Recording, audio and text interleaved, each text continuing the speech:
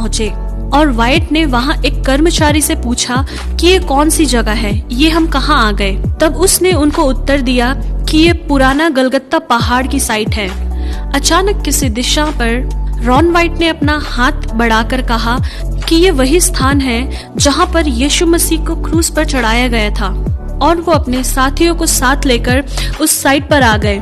वहाँ के अधिकारियों के परमिशन के साथ उन्होंने उस साइट पर खोदने का काम स्टार्ट किया और अपने रडार में उन्हें ये पाया कि वहाँ पर लगभग 18 फुट का एक बड़ी चट्टान जमीन के नीचे पाया।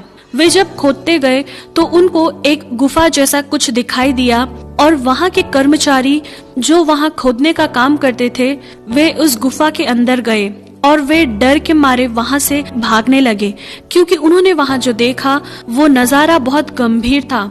रॉन वाइट ने उन लोगों को अपने पास बुलाकर पूछा कि तुम लोग क्यों भाग रहे हो बिना पैसे लिए। तब वो इब्री कर्मचारियों ने कहा कि हमने वहाँ वाचा का संदूक को देखा है। तब रॉन वाइट उस गुफा के अंदर प्रवेश किया और जब उन्होंने आंख उठाकर देखा तब उन्हें एक अद्भुत दृश्य दिखाई दिया और उस दृश्य को देखने के बाद वे तुरंत नीचे गिर गए। रॉन वाइट के बेटे ने बड़ी ही मुश्किल से उन्हें बाहर निकाला। अगली बार रॉन वाइट बड़ी तैयारी के साथ उस गुफा में प्रवेश किया तो उन्होंने उस गुफा के अंदर वाचा का संदूक देखा, जिसके द्वारा मूसा के समय परमेश्वर इजरायलियों के बीच में अपनी उपस्थिति को प्रकट करते थे। फिर रॉन वाइट ने अपनी अनुभव शेयर करते समय बताया कि उन्होंने जब वो संदूक करीब जाकर देखा तो 4 स्वर्गदूत उस संदूक के चारों ओर खड़े देखा और उसमें से एक स्वर्गदूत रॉन वाइट से बातें करने लगे।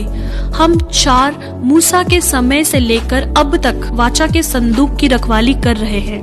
फिर रॉन वाइट ने ये देखा कि उस वाचा के संदूक के ऊपर डामर जैसा कुछ दिखाई दिया और रॉन वाइट ने उस डामर जैसी चीज को वहाँ से निकालकर रिसर्च सेंटर में ले गए। तो रिसर्च के द्वारा ये पता चला कि वो इंसान का खून है जो कई अरसा पुराना होने के कारण सूख चुका है। इस वजह से रिसर्च सेंटर वालों ने कहा हम इसके बारे में ज्यादा जानकारी नहीं दे पाएंगे क्योंकि उस खून का सारा सेल डेड हो गया होगा।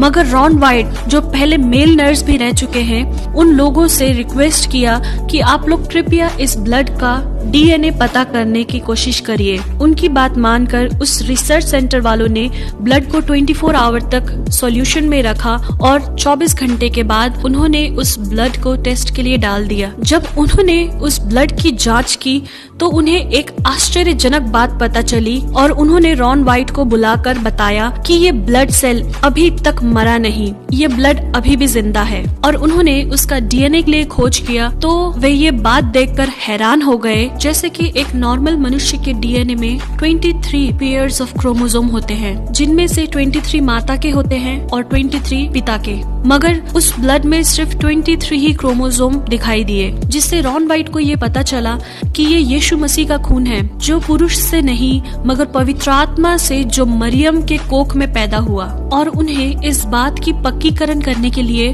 उस वाचा के संदूक के पास फिर से गए और वो जांचने लगे कि वो खून कैसे उस वाचा के संदूक के ऊपर आया। उसी खोजबीन के दौरान उन्हें ये देखने को मिला कि जहाँ वाचा का संदूक रखा गया था उसी स्थान के ऊपर गुफा में एक दरार दिखाई दिया। उस दरार में भी वैसा ही सूखा ब्लड उन्हें देखने को मिला और मालूम हुआ कि वो ब्लड ऊपर से ही बहता आया है। इसके द्वारा उन्हें ये पता चला कि इसके ऊपर वो स्थान है जहाँ पर यीशु मसीह को क्रूस पर चढ़ाया था। और यीशु मसीह की मृत्यु के समय बाइबल में लिखी हुई उन बातों को रॉन वाइट ने याद किया कि धरती डोल गई और चट्टानें तड़क गई। ऐसा वचन मत्ती 27 के 41 में लिखा है। ये वो दरार था जो यीशु के समय में हुआ था, जिसके द्वारा यीशु का लहू बहते हुए उस वाचा के संदूक के ऊपर गिर गया। और उनके हिस्टोरिकल स्टडीज के दौरान उन्हें मकाबिस के किताब से ये लिखा मिला कि यिर्मयाह नबी ने परमेश्वर का संदूक एक गुफा के अंदर छुपाया था। इस किताब को पढ़ने के बाद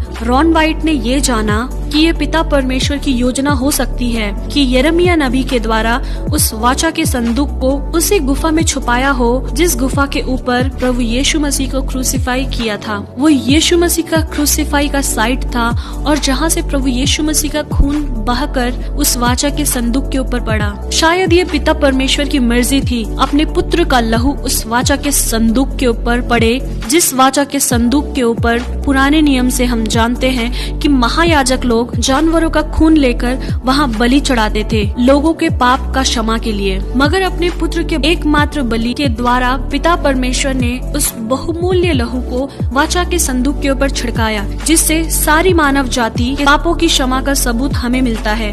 प्रियो, ये बात रॉन वाइट सारे मसीहों को बता नहीं पाए, उनका देहांत हो गया। मगर रॉन वाइट ने जो बाइबल की खोज किया है वो सब हम उनकी वेबसाइट में देख सकते हैं। शायद हमें इसका पक्का सबूत ना भी मिले, मगर मैं एक बात जरूर विश्वास करती हूँ और आप लोगों को ये बताना चाहती हूँ कि हमारे प्रभु यीशु मसीह का लहू आज भी जीवित है, क्योंकि इब्रानियों की पत्री में लिखा है, नई वाचा के मध्यस्थ यीशु और छिड़काव के उस लहू के पास आए हो जो हाबिल के लहू से भी उत्तम बातें करता है। हाँ मेरे प्रियो, हमारे प्रभु यीशु मसीह का लहू हाबिल के लहू से भी उत्तम बातें करने वाला है, जो आज भी जिंदा है। और उसी लहू आपको और आपके घर वाले को इस महामारी के बीच में रक्षा